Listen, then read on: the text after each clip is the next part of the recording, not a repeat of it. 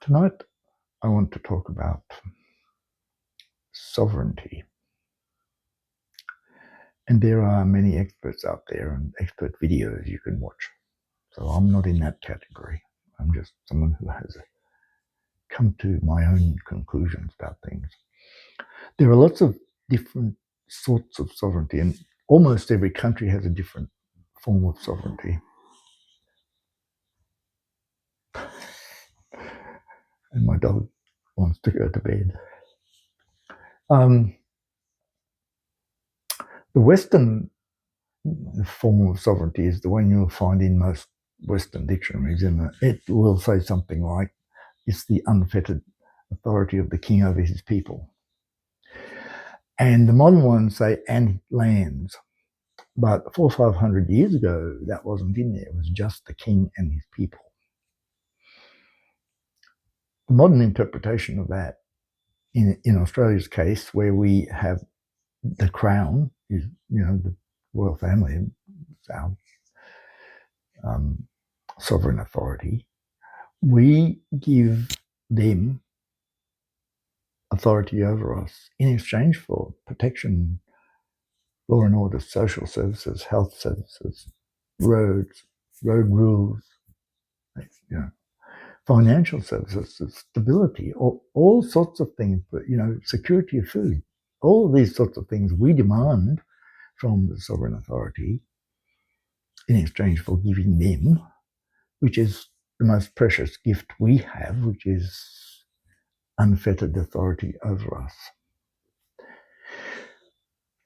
So that means that you don't have to cede sovereignty. You can lose sovereignty in lots of different ways. The first being that, of course, if the king is killed, then he's no longer the sovereign.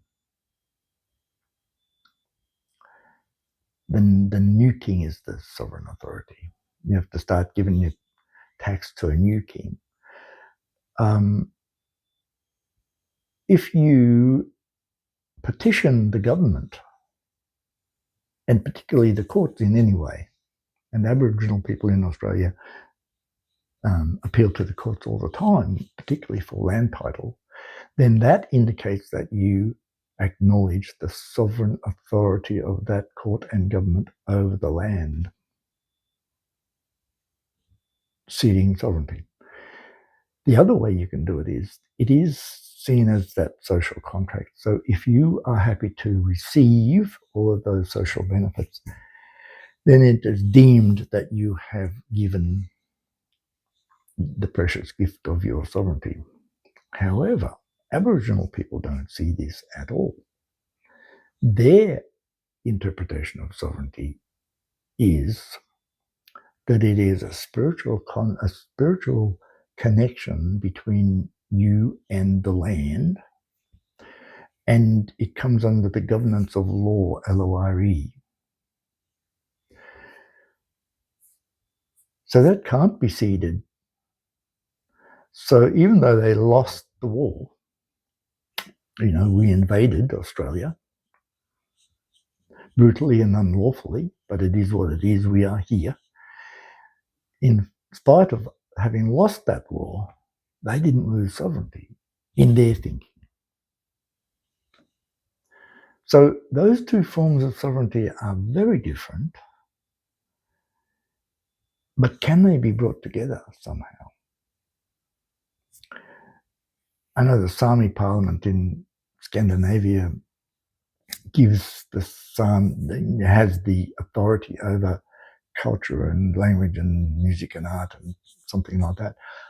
I don't think Aborigines would be happy with that. They want self-determination, and they want freedom from the institutional racism and colonialism and colonization, and now I find that an interesting point because I have a different view. All around the world, this is a problem. All around the world, black people blame white people for basically everything, and even in black countries that kicked the whites out, they still blame colonialism for the fact that they can't prosper, thrive. There are very few black nations in the world that are succeeding. You know, they can't feed their people, they can't provide social services, there's no transport, there's no roads, there's no, you know. And they all blame colonialism, slavery, racism, institutional racism. It's continuing to hold black people down. That's what they're saying. But I believe that it's the clash between the rule of LORE, which is what they live under, and the rule of LAW, which is what we live under, that gives them the impression that they're being held back. You think about it. You go, whatever you go to do, you have to fill out the form in triplicate, sign it in 4 places, provide your ID, provide proof of insurance or registration, and then submit it online, and then pay $20. And all of these things, these processes are rule of LAW. You know, we can say it's bureaucracy, but it's rule of LAW in action. And if you're a rule of LORE person, it's persecution. You're being racially persecuted, discriminated against. But it's just the rule of LAW.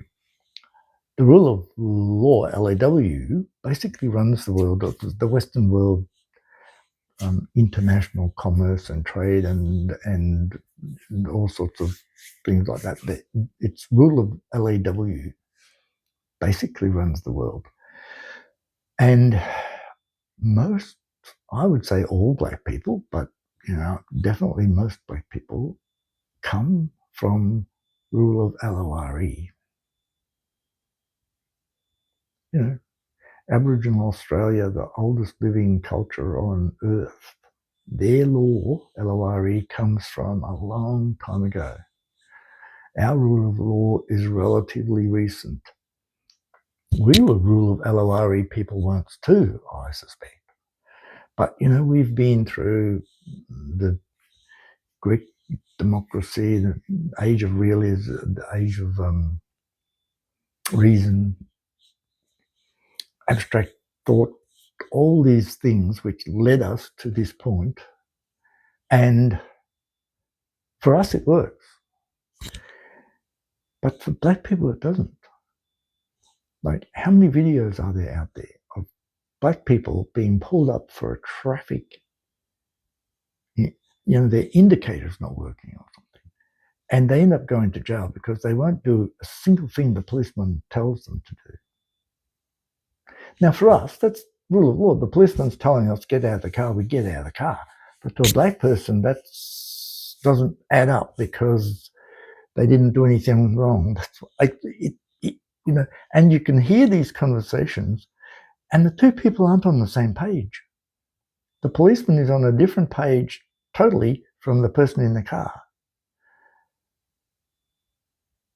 And to me, that's rule of LAW and rule of LORE, and they're clashing head on in a minor traffic infringement. So it goes right down to the little day-to-day things that you do. Rule of law and rule of law will clash. Now, all around the world, they call it institutional racism.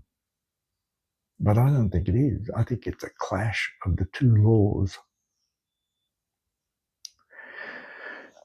So that's my 2 bobs worth.